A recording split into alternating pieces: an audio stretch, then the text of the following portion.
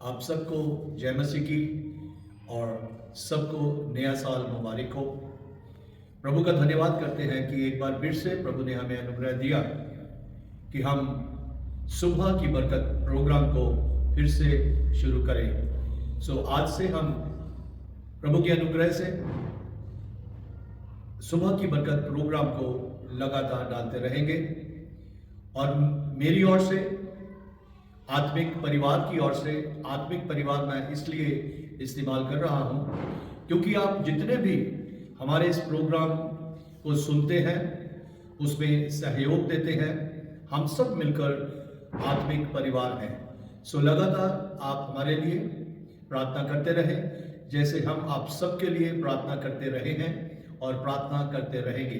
एक बार फिर से पूरे परिवार को नया साल मुबारक। प्रभु के अनुग्रह से आज से हम सुबह की बरकत प्रोग्राम में प्रभु का संदेश, प्रभु का वचन जो है वो भी सुनते रहेंगे। आज से हम उसको शुरू कर रहे हैं और परमेश्वर का वचन कहता है 2 कुरिन्थियों उसका 5 अध्याय 17 वचन। 2 कुरिन्थियों 5 अध्याय उसका 17 वचन। इसीलिए यदि कोई मसीह में है, जी, इसीलिए यदि कोई मसीह में है तो वह नई सृष्टि है। पुरानी बातें बीत गई है, देखो सब नई बातें हो गई। जी,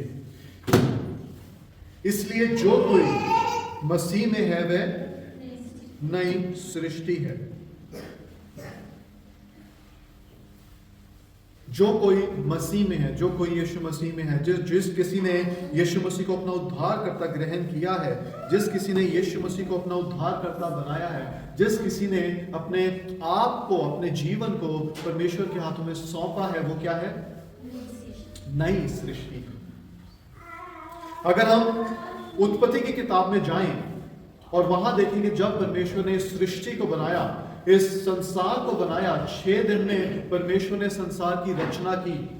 जब कुछ भी नहीं था उससे परमेश्वर ने इस संसार को बना दिया, उससे परमेश्वर ने रचना की।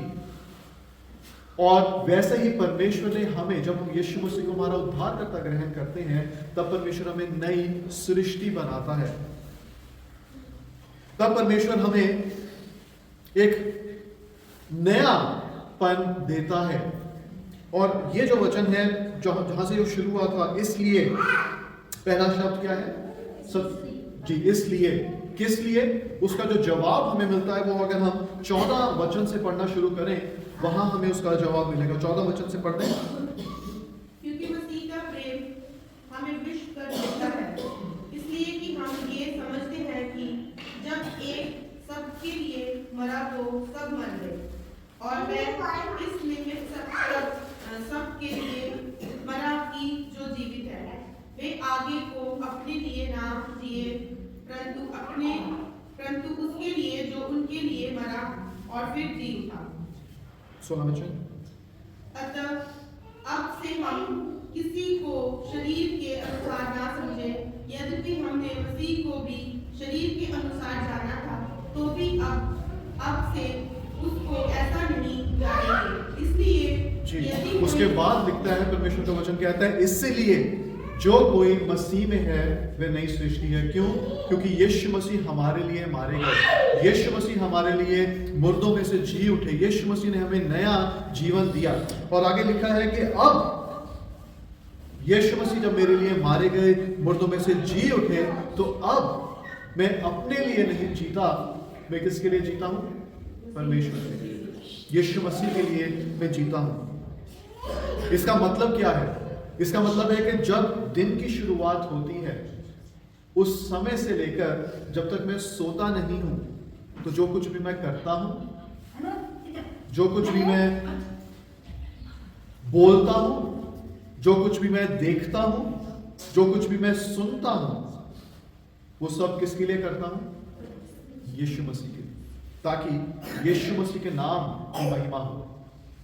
मेरा देखना, मेरा सुनना, मेरा उठना बैठना, हर एक चीज से यीशु मसीह के नाम की महिमा होनी चाहिए। हम लोग करते क्या है? अक्सर ये चीज हम भूल जाते हैं और हम सिर्फ मसीही कब बनते हैं? जब हम संडे को चर्च में आते हैं। उसके अलावा सोमवार से लेकर शनिवार तक हम जो मर्जी बोलें, जो मर्जी देखें, जैसे मर्जी समय बिताएं। अगर हम अपने जीवनों को ध्यान दें, जीवनों को सोचें, क्या मेरे जीवन, जिस तरह से मैं जीवन व्यतीत कर रहा हूं, उससे परमेश्वर की महिमा हो रही है या नहीं? मेरे भाई बहन से, मेरे माँ बाप से, मेरे बच्चों से जिस तरह मैं बात करता हूं, जो मैं समय बिताता हूं, क्या परमेश्वर की महिमा उससे होती है या नहीं? इसलिए मैं अपने लिए नहीं जीता, 15 वचन में, मैं यीशु मसीह के लिए जीता हूं, जो मेरे लिए मारे गए और मृतकों में से, मुर्दों में से जी उठे। हम लोग जब इस बात को समझते हैं, इस बात को पहचानते हैं, तो फिर हम शारीरिक रीति से नहीं जीते, हम आत्मिक रीति से जीते हैं, क्योंकि पवित्र आत्मा हमारी अगुवाई करता है, पवित्र आत्मा हमें समझाता है, बताता है, हमारा मार्गदर्शन करता है। पिछले हफ्ते भी हमने देखा था, हम किसी भी तरह हमारा जीवन व्यतीत कर सकते हैं, हम जीते चले जा सकते हैं, दिन के बाद एक दिन, हफ्ते के बाद एक हफ्ता, महीने के बाद एक महीना, साल के बाद एक साल।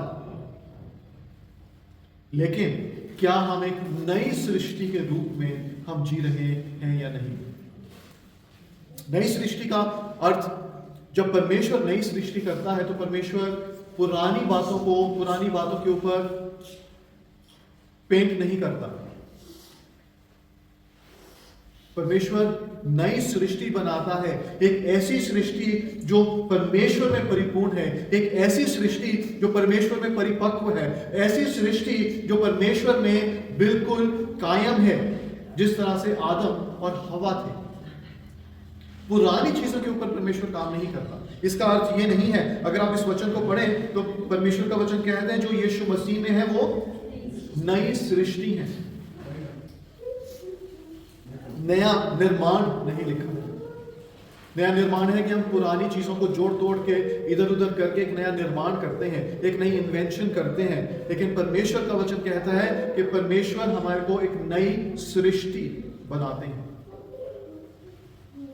वो एक सृष्टि जो परमेश्वर को जानती है, वो सृष्टि जो इस बात को पहचानती है कि यीशु मसीह ने मेरे लिए क्रूस पर अपनी जान दी। वो इस बात को जानती है कि अब जो मेरा स्वभाव होना चाहिए, जो मेरा जीने का व्यवहार होना चाहिए, वो परमेश्वर को महिमा देने वाला होना चाहिए।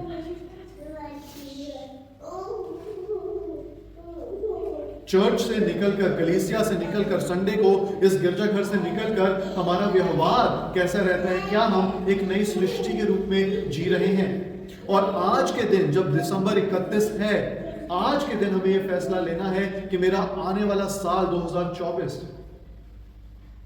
परमेश्वर को महिमा देने वाला साल होगा, परमेश्वर की स्तुति करने वाला साल होगा। हमें इस तरह से जीना है, मुझे इस तरह से जीना है कि मेरी हर एक बात से परमेश्वर की तारीफ, परमेश्वर की महिमा हो। मेरी पत्नी से बातचीत करना, जब तक तो सब ठीक चल रहा है तब तक तो ठीक है, बच्चे कहना मान रहे हैं, बच्चे खाना खा रहे हैं, बच्चे सब कुछ कर रहे हैं, तब तक ठीक है। लेकिन जब चीजें खराब होनी शुरू होती हैं, जब बच्चे कहना नहीं मानते, समय पे खाना नहीं खाते, बहुत ज्यादा टीवी देखते हैं, टीवी में ही ज्यादा समय बिताते हैं, उस समय मेरा व्यवहार क्या होता है? उस समय कितना ज्यादा मैं मेरी पत्नी पे चिल्लाता हूं। जब बच्चे अच्छे नंबर ला रहे हैं तब तक तो ठीक है, जहां एक नंबर कम हो गया वहां पर हम बच्चों पे कैसा चिल्लाते हैं। जब तक तो तुम मेरी बात मानते रहो तब तक ठीक है, जब तुम मेरी बात नहीं मानो तब हम मसीही नहीं रहते, तब हम इस संसार के लोगों के समान हो जाते हैं। लेकिन परमेश्वर का वचन आज हमें सिखाता है कि जितने परमेश्वर में हैं वो नई सृष्टि है, पुरानी बातें बीत गई। पुरानी बातें कौन सी हैं?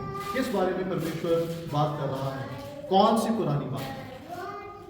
पिछले सालों में हमारा व्यवहार, पिछले सालों में हमारे बातचीत करने का तरीका,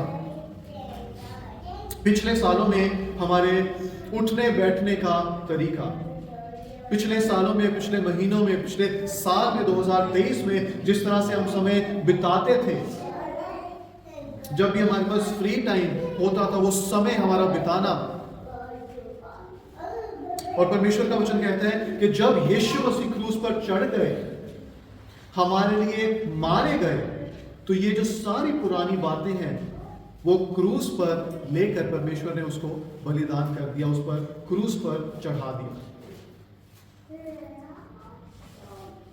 और जब हम यीशु मसीह के साथ नया जन्म लेते हैं, जब हम यीशु मसीह के साथ जी उठते हैं, जब हम यीशु मसीह को हमारा उद्धारकर्ता ग्रहण करते हैं, तो वो पुराना व्यवहार, पुराना मनुष्यत्व, हमारा जो पुराना व्यक्ति है जो पिछले 11 महीनों से 12 महीनों से चल रहा था, मुझे नए साल में 2024 में वो चीजें छोड़ने की जरूरत है, ताकि मेरी बातों से, मेरे व्यवहार से, मेरे उठने बैठने से परमेश्वर के नाम की महिमा हो, परमेश्वर के नाम की तारीफ हो।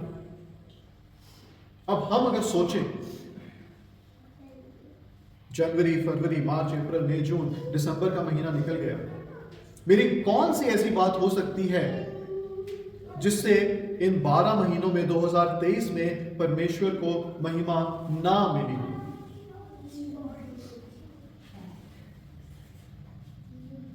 कौन सी बात या बातें हो सकती हैं जिससे परमेश्वर के नाम को महिमा ना मिली हो? हम विचार करें, कौन सी ऐसी चीज है या चीजें हैं? मेरा पत्नी से मेरा बातचीत करना, मेरा पत्नी के प्रति मेरा गुस्सा, मेरा बच्चों के प्रति मेरा गुस्सा, किस तरह से मैंने उनसे व्यवहार किया, मेरी जो नौकरी है वो 8 से 5 है, 5 बजे, 5:30 बजे, कई बार 6 बजे मैं घर पहुंचता हूं, और उसके बाद मुझे क्या चाहिए? मेरा समय चाहिए। कोई मुझे डिस्टर्ब ना करे, कोई मुझे परेशान ना करे, मुझे मेरा समय चाहिए। बच्चे जो सुबह से मेरा इंतजार कर रहे हैं कि उनके पापा घर आएंगे, अब मुझे उनकी चिंता नहीं है, अब मुझे मेरी चिंता है कि मुझे मेरा समय चाहिए। अब मुझे क्या करना है? मुझे टीवी के सामने बैठकर मुझे टीवी देखना है, मुझे फोन के साथ बैठकर मुझे फोन में समय बिताना है। और मेरी पत्नी जो मेरा सुबह से इंतजार कर रही है, मेरे बच्चे जो मेरा सुबह से इंतजार कर रहे हैं कि मैं 5 बजे 6 बजे घर आऊंगा और वो मेरे साथ समय बिताएंगे, वो मुझे नहीं चाहिए, मुझे मेरा समय चाहिए। क्या ये बात परमेश्वर को महिमा देती है? सुबह से बच्चे मेरा इंतजार कर रहे हैं कि पापा आएंगे, पापा हमारे साथ खेलेंगे, हमारे साथ समय बिताएंगे। पत्नी इंतजार कर रही है कि पत्नी को 2 बातें करनी है, लेकिन मुझे क्या चाहिए? मुझे मेरा समय चाहिए। लेकिन परमेश्वर का वचन कहता है कि मैं अपने लिए नहीं जीता, मैं किसके लिए जीता हूं? परमेश्वर के लिए जीता हूं, ताकि मेरी बातों से परमेश्वर के नाम की महिमा। रोमियो की पत्री उसका 6 अध्याय 4 वचन निकालें। रोमियो की पत्री उसका 6 अध्याय 4 वचन।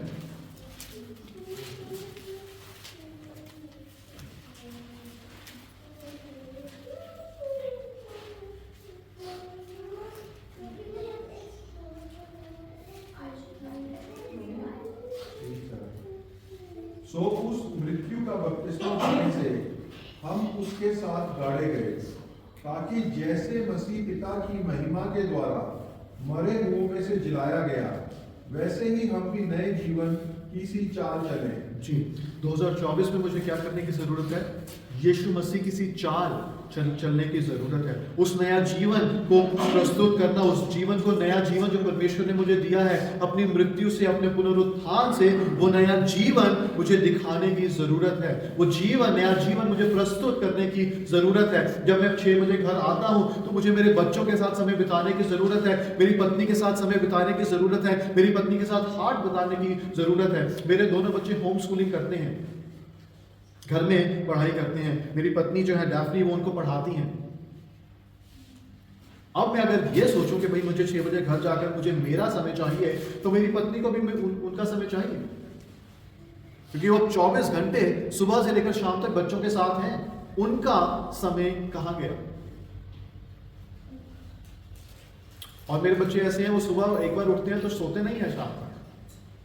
तो अगर वो नहीं सोते और 7 साल और 5 साल के बच्चे हैं तो उनको हर समय कौन चाहिए जी? उनको हर समय माता पिता की जरूरत है, किसी ऐसे शख्स की जरूरत है, व्यक्ति की जरूरत है जो उनकी देखभाल कर सके, उन्हें खाना पिलाना खिला सके, उनके साथ खेल सके। और अगर उनकी मम्मी दिन में ये बोले कि जी मुझे आराम करने दो, मेरे पास समय नहीं है तुम्हारे लिए, तो वो किसकी वेट करेंगे? अपने पिता के इंतजार करेंगे। और अगर पिता भी घर आकर ये बोले कि भाई मुझे टीवी देखना है, मुझे मेरे फोन में समय दे दो, तुम मत आओ मेरे पास, मुझे आराम करना है, मेरा दिन बहुत ज्यादा बिजी था ऑफिस में,